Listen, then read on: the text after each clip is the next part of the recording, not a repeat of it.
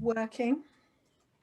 Good, good New Year. And what do you say? Happy New Year. Good morning. Good afternoon. But it's already the 4th. It's we're diving in there. How are you, Louise? Oh, I'm very well, thank you. How are things over there in Welsh Wales? Lovely. All right, I think everything's good. Yes, everything's good. It's a shame I haven't been able to see my mum as much as I thought she would have been here a lot more, but I feel really lucky that we're here.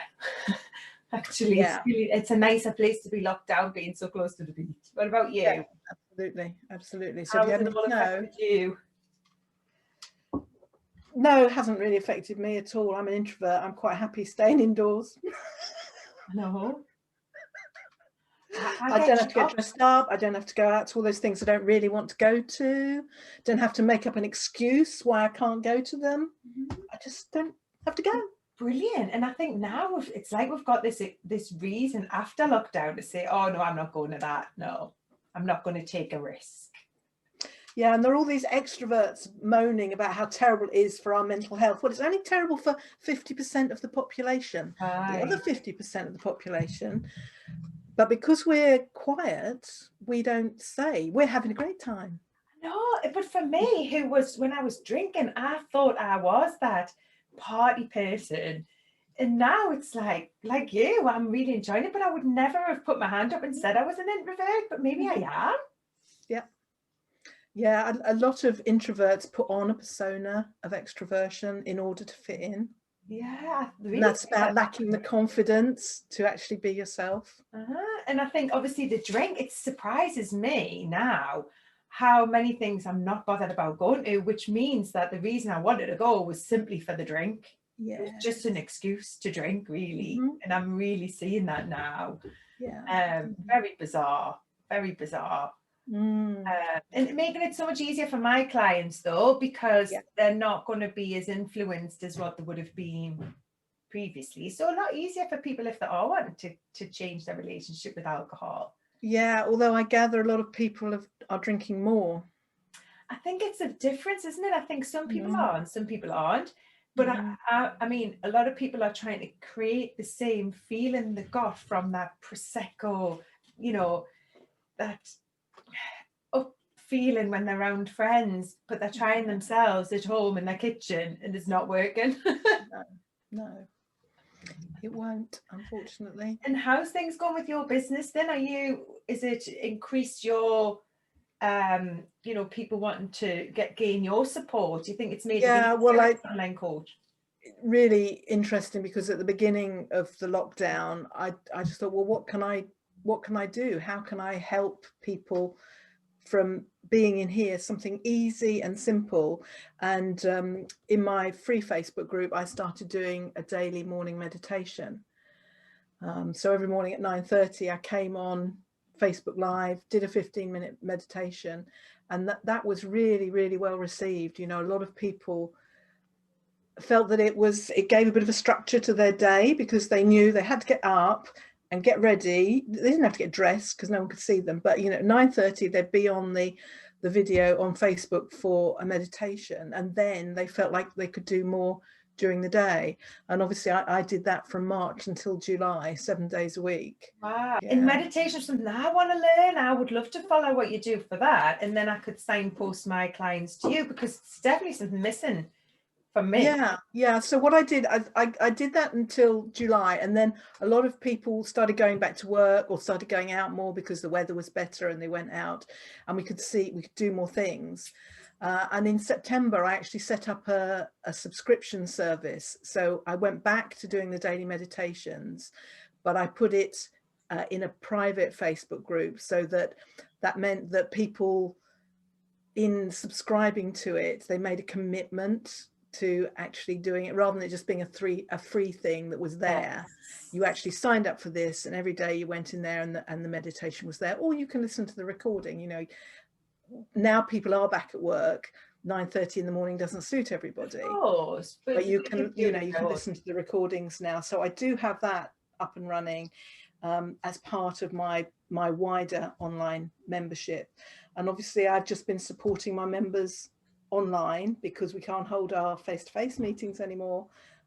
We did hold one in Newcastle in September, and it was just so weird. We sat in this room, all of us like at one corner each of the table, and it was like it'd been so long. So since we've been in a room together. Mm-hmm. It just felt wrong. You know, we've been seeing each other on Zoom still every month, but I think going back to meeting in person is actually going to be quite strange. You know, when I came along to your meeting in Newcastle, I didn't know about these support groups and these memberships, Mm-hmm. you know, and I'm getting it now. So you're ahead of the game. You're ahead of me. No, I'm following somebody else. There's always, you know, you just have to be a couple of steps ahead. Exactly. And it's like interesting, isn't it, to think, I know now coaches that I've worked with have said, well, what do you want to do, Claire? Like, do you want to be there stood in the middle of a hotel in Newcastle? Do you want to do that? Or would you prefer to be online? I'd much rather be online. Well, I feel torn about that, actually, because there is a difference when you're in a room with someone. I think especially if you're coaching or mentoring, because there's a kind of energy that you can pick up in a room that you can't do on a Zoom meeting. Right. And there's this thing about, you know, people talking over each other on Zoom and not necessarily being able to see the whole body language. Yes, you can see what's going on somebody's face, but you get a feeling from someone's whole body language, which you can't necessarily see on Zoom. I mean, it's difficult to explain what it is, but if you know, you'll get it when you're in a room. You'll see what the difference is. But of course, you can reach way more people online. And I think my strategy that I'm hoping to do is one of many. So I'm hoping to do I've got an online program. So maybe it's different types of ways that you're working, isn't it? Because I don't want to get bogged down in one. Maybe I'm just looking at it differently to how you're delivering. Yeah. I mean, I still have options one-to-one to speak to people. But again, I just felt, especially during the lockdown, that I could help more people more easily by doing, you know, online things. Because it's hard to even know when would you even be able to say, right, we're going to have a meeting in March, April. When would you even say? Your desk, a room? I know. I still had a message from my belly dance teacher this morning. She's organising a trip to Cairo in March, and I'm thinking, you're joking. I know. Even if we're not in lockdown, would I go to a country like Cairo? No, it's just crazy, isn't it? We're just thinking we're writing off this year for leaving Wales, really. Apart from maybe, and just maybe the year after we'll think about it, but it just doesn't make sense to stress yourself and book things, and I don't know. No, it is about, it's about changing your habits. You know, we are in the habit of going abroad on holiday. But, you know, when I was a child, I'm a bit older than you. When I was a child, you didn't go abroad on holiday. You went caravanning to Devon or Wales. Exactly. You know, I remember North Wales from holidays. Oh, you'll have to and come, it was really, you'll have to come. Yeah, I would. I'd love to. I mean, it was really weird in the summer how crowded South Shields Beach was. And yet, if you look at pictures of the 50s and 60s, that's how South Shields Beach was every summer. Let's bring that back. I'm up for that. I think that'd be lovely. And it's good for our local businesses, you know, our hospitality businesses who, you know, they have people for long weekends, but suppose they would have people stay for 2 weeks. You know, what a difference that would make to their business. I know, because we were watching one of these crazy programs about holidays where you follow someone who they go on holiday with their family. And we're sitting saying, isn't it such a carry on? It is a big old hassle. And then when you come back, you need another holiday because you're exhausted. And do you want to go to a swimming pool with loads of strangers? I don't. Yeah, I think lots of things are going to change. I'm excited for it. I think it's exciting. Definitely. And I mean, I think my business, I mean, we can just have a natural chat about that. My business, it's like a great big opportunity, I feel, for me, because it's like it's lifted the whole topic is now open for discussion, I feel, because of lockdown. Absolutely. And I think a lot of people recognize, whether they need it or not, I'm certainly being well received, and people recognize that it's much needed service. So it's really Yeah. exciting. It's just a numbers game now for me to get in front of as many people and then to convert them, because once I know that what I'm doing is converting, then that's it, isn't it? It's just, yeah. So it's really exciting. From the last time we spoke, and I was lying in bed this morning trying to work it out. It wasn't last November. It must have been the November before. It was, because I've just been into my members group and signposted them to your talk in case they're interested in doing Dry January. Wow. And I was surprised how far back down I had to go to find it. Yeah, it was November 2019. Yes. And I think I had, by that stage, I think that my journey was, the first year was like seeing, you know, can I do this? Is this for me? And then like the entrepreneurial side of me just kind of went, oh my God, have I stumbled across something here?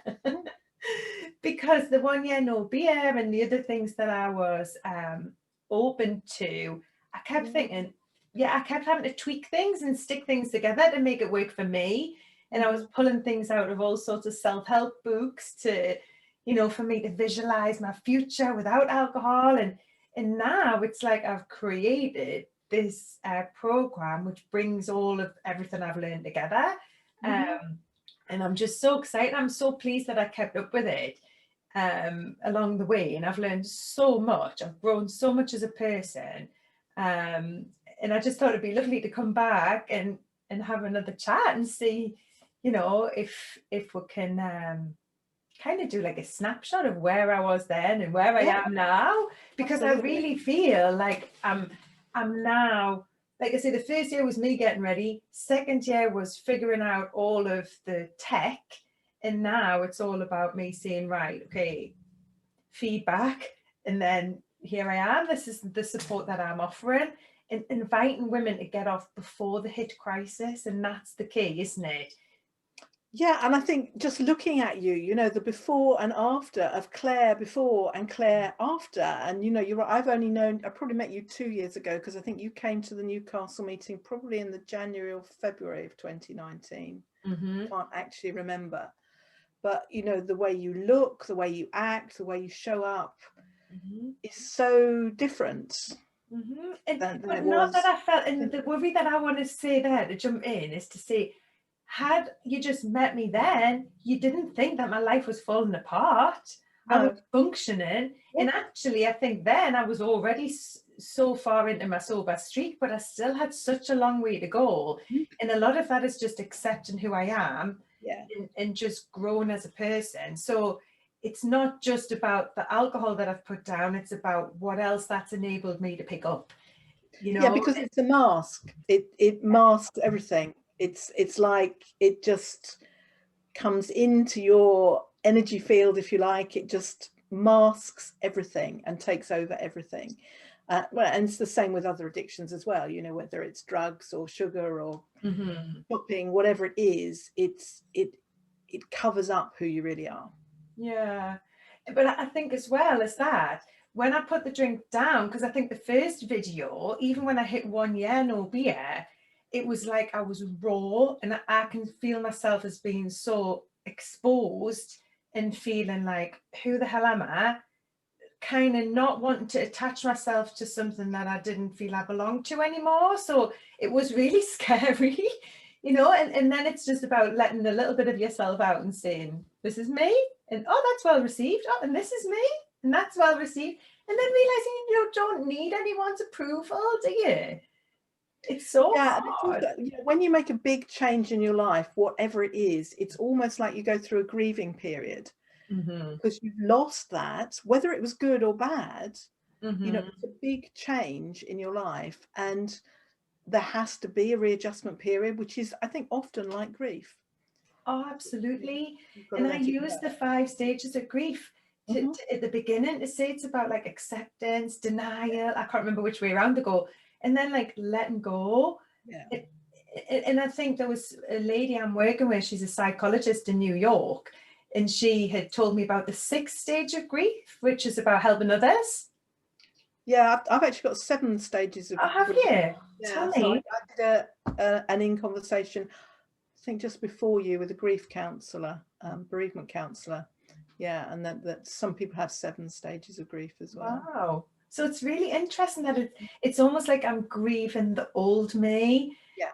And I invited members to do an exercise yesterday about going back, which is what part of my process has been, having the memories that pop up and processing them and thinking, what did I believe when that happened? What was it that was influencing me at the time? Yeah. Do I still believe that? Mm. And I ask myself that question daily.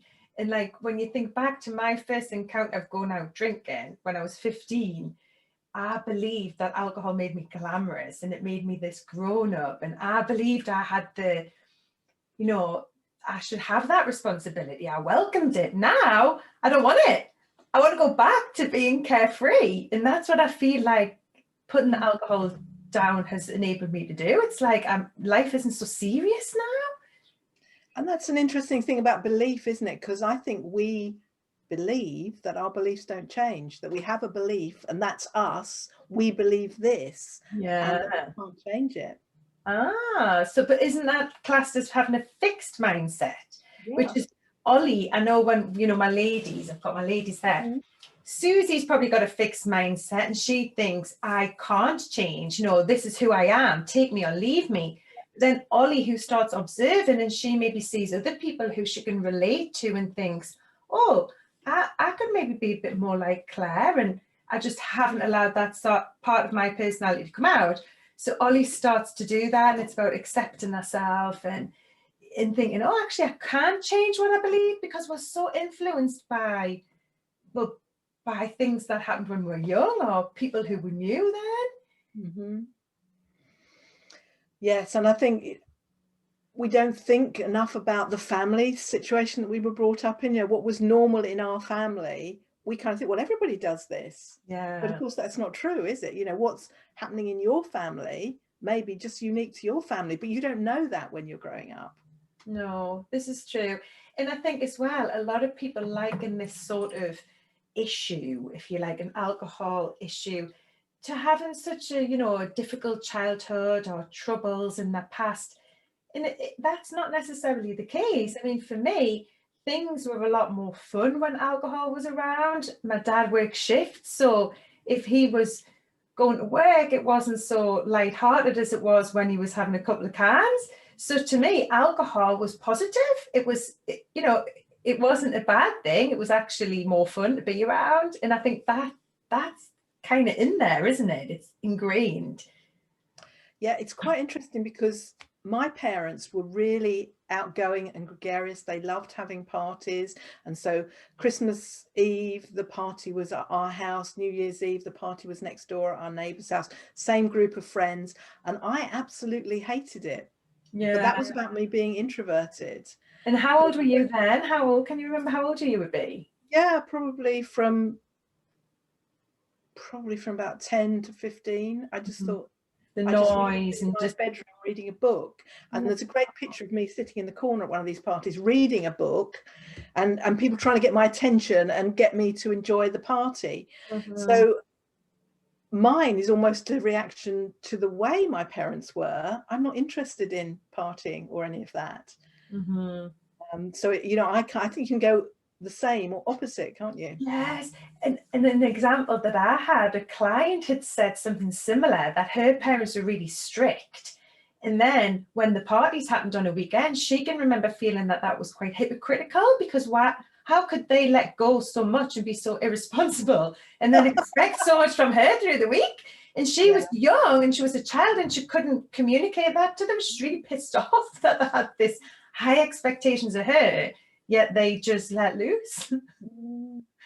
So it's like these memories or these examples pop up now that I'm not drinking, and I can look at them from all angles rather than just that's how it is. And it's and that's what I'm inviting my clients to do. It's not black and white. It's not about drinking or not drinking. You can do this work and continue to drink if you wanted to. You could look at it, and we're just inviting women to look at things differently. So if they're doing dry January, they're not sitting there feeling like they're denying themselves something that they still desire, which is my blog post this month as well. Sorry, this week. So I can share that along with this video, that people can maybe find out a little bit more about what I do for both of us. So can you tell me a little bit about what you do with your group? So my audience. Yeah, so obviously I did start out running groups face to face, and then I moved across the country, because you can tell from my accent that I'm not from the Northeast, which is where I currently live. So I've had groups in the past, and when I decided to move so I could be by the seaside, I wanted to keep in touch with my students, my clients. So I started doing a lot more stuff online. So I do have a membership community, which has different tiers, if you like. So the lowest tier is the meditation subscription, which is what you get in that is a daily meditation at 9:30 in the morning. You pop into the Facebook group, watch the meditation, and that's it. And then I have the next tier, which is a more I guess, filled out and a more supportive online community, which is called Halcyon. And in there we have regular Zoom get-togethers, a bit like this.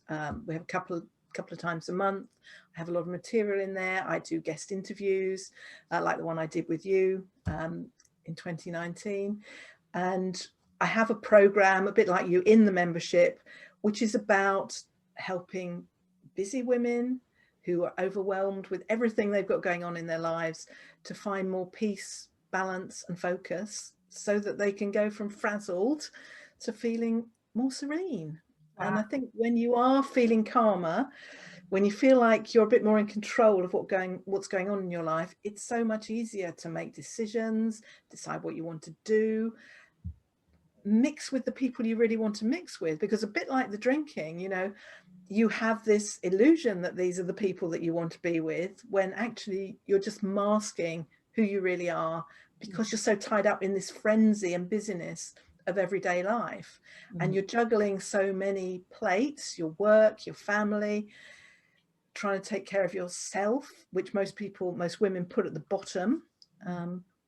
So being in my membership encourages you to start thinking about why you're important, and putting yourself first actually helps everybody else. Putting yourself first helps the rest of your family. Absolutely. I'm sure you've seen this from your journey, that once you started focusing on yourself, your whole family appeared to change. But of course, you can't change anybody else. You can only change yourself. But when you change yourself, there's a ripple effect that can go out to everybody you're connected to. Absolutely, I can totally relate to that. And I think a lot of women, by not making any decision, they are by default making a decision, you know? So that's the thing. By what I really, really worry about is everyone who's sitting thinking, I've got time, I'm going to deal with it, but first I've got this going on and I have to deal with this first. Where if you list all your problems, if drinking is one of them, if you put that at the top of the list, yeah, it's the first domino, and then all of the support that you offer, and you can really embrace it. Because I know when you try and do things the other way around, you constantly feel like you're letting yourself down. You promise, overpromise and underdeliver, because you just, it's like running through treacle, isn't it? Yeah, absolutely. I flipped like that. I used to book things and then not turn up and feel bad that I hadn't done what I wanted to do, and it was exhausting. So and I think that's why sometimes you need someone's help. Yes, and that's why you exist, that's why I exist, because sometimes it's just too much to do on your own. You need someone to hold your hand, you need someone to point out what you should be focusing on, because when you're like, you don't know what to focus on first, you do need a guide of some kind, you know, a guide who's traveled the path before you, if you like, and knows what's worth doing, what's not worth doing, and what you need to prioritize, where to start. Because there is so much free information on the internet. You know, you can go on the internet and find out anything about anything. Yeah, and it's free. Yes, excellent. But you don't know what to do with that information. There is so much of it. You don't know what's good, what's bad. where you should start. And that's why you need someone there to guide you. Mm-hmm. And it's about having the time, like giving yourself the time commitment as well, because sometimes you think, I'm going to deal with that. And before you know it, 3 months has gone past like that. Well, lockdown was a bit like that. I had all these books I was going to read during lockdown and all these projects I was going to do during lockdown. But in the end, I spent so much time supporting other people online. I actually didn't do any of those things. I thought, oh, this is great. I can read that book that and of course it didn't matter, because what I was doing was still fulfilling and it was still helping people. Absolutely. And it kept me busy. And going back to what you said before about putting yourself first, it was funny because I heard on another training where they said, don't always take the brown banana. And I thought that was so true for women. If you catch yourself always having the brown banana, you know, it's about putting yourself first. And it's not about not putting your family first. It's just about saying that that's what you deserve and that's what you need. Because once you start treating yourself like that, it rubs off. You have different boundaries and all of that. It's just the first step. Yeah, because the thing is, we show other people how to treat us. Absolutely. By the way we treat ourselves. Yeah. And if we treat ourselves badly, if we don't care about what we're doing to our health, our well-being, why should anybody else care? Yeah, keep an eye on that. Well done. Thank you, Louise. Good. All right, thank you, Louise. Okay, well, lovely to talk to you. You too, and enjoy your new year, and let me know if I can do anything to help you. If you see anything where I can come on and show my face, give us a shout. I will do. Thanks, Louise. Bye now. Take care. Bye.